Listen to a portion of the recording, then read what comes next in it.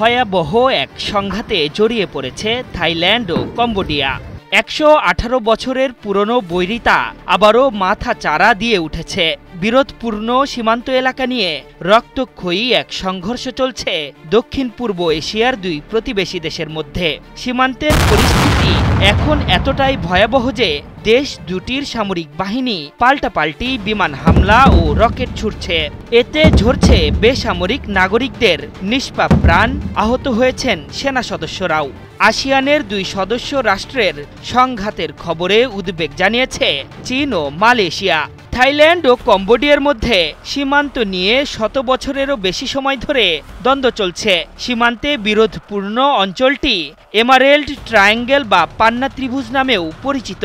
এই অঞ্চলে ১১ শতকে নির্মিত মোয়ান থম নামের একটি মন্দিরকে ঘিরে মূলত ২০০৮ সালে দুই দেশের সংঘাতের শুরু হয়।